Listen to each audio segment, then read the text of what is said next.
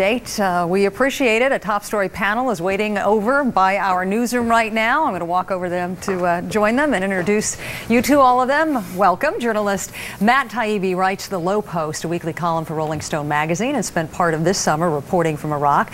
Rachel Maddow is with the Air America Radio Network, and Niger Innis is a Republican strategist as well as national spokesman for the Congress of Racial Equality. Glad to have all of you with us. So, Rachel, why this flurry of diplomacy now? Well, it's interesting. In the Iran-Iraq war, as Michael said, Syria sided with Iran.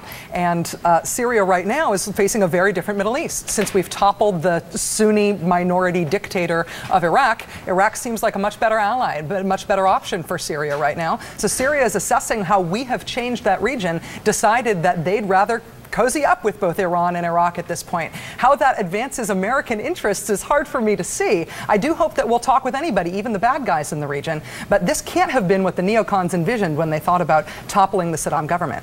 What about that, Niger? Well, what is the best thing that could be hoped for out of this relationship? Well, you know, there's no doubt that the Shia populations in the countries creates a bond between the countries. But the fact that Iraq is a burgeoning free and open democracy versus dictatorships, that's where there's a potential clash. And that's why you have a situation where you have Iran and Syria that are interfering and undermining, to a large degree, a growing democracy within Iraq. And I see firmly it's within the interest of the Iraq government to go to Syria and to go to Iran and say, we need stability here. We don't want you guys caught being mischievous in our country as we're growing as a burgeoning democracy. Burgeoning democracy, Matt?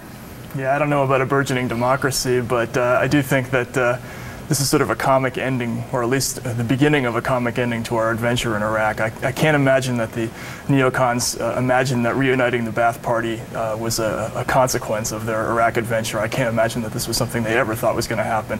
And the fact that it's happening now has to be considered a nightmare to somebody who planned this war. How does it affect the advancement of, or lack thereof, with the United States and anything that we had hoped for over there? Well, look, there are going to be times, and it's healthy, that Iraq's interests, the Iraq democratically elected government of Iraq's interests, are not necessarily going to be parallel with the United States interests. But that's the way it goes in a democracy, and with democracies that are not supposed to be satellites of another country. Now, but this is not a democracy, right, certainly that the United States wanted to shape in a more powerful way than and if you have a stable, if you have a stable Iraq democracy that is policing itself with the let's say the step back of American soldiers and the American military, then I think that's healthy for the Middle East. That's a long time before that's going to happen. The neocon fantasy was that Iraq would turn into Wisconsin, right? That it would be a beacon of Jeffersonian democracy and would be an American ally in the region that would then become this new balance of power for us in the Middle East. And instead, we have empowered Iran, we have empowered Syria. We have no influence with those nations. Those nations have more influence in the region than they ever could have had with Saddam in power. And we have set ourselves back immeasurably in the Middle East. Matt, quick final thought before we move on. I can't imagine that this is what they hoped for in the end, was trying to having a situation where an American-backed government was deciding whether to jump into bed with Iran or whether to jump into bed with Syria. This is the ultimate nightmare for the United States government. All right, Tria, we've got to leave that there, but we're going to have Matt, Rachel, and Niger hang around because I'm going to check back with you throughout the hour. Right now, we're going to go back to our top story panel. Matt Taibbi of Rolling Stone, Air America radio host Rachel Maddow, and Niger Innis, a Republican strategist and spokesman for CORE, the Congress of Racial Equality. Is there any doubt in your mind, Niger, that these men were targeted either because of their ethnicity or their religion? Yes, there is doubt. I believe that the personnel, the flight crew, the passenger that slipped the note to the flight crew, and the pilot, who is within his right to ask for police or ask for particular passengers to be removed, that they were following procedure. I think we're... no overreaction here at all?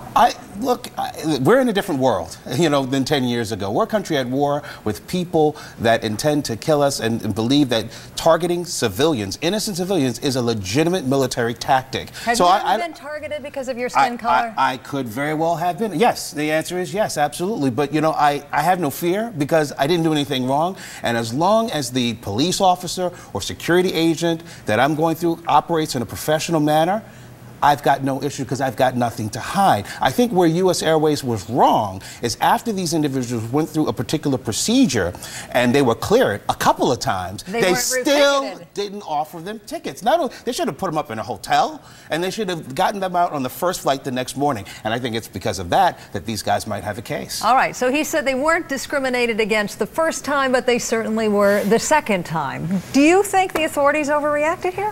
What I think is really interesting about this case is how it all happened with the passenger handing over the note. I feel like Americans have so little confidence in what the government is doing in terms of airline security right now that we as regular Americans are freelance amateur racial profiling now. We're making decisions about who we think ought to be kept off planes because we don't believe that the security works. We don't have confidence in it. Well, interestingly enough, what these one passenger thought she had heard was anti-American rhetoric, when in fact another witness said they were Muslim prayers she was listening to. What about that? Or both. I just don't think anybody who isn't absolutely white should be allowed on an airplane. I guess it's trains for me from now on, huh?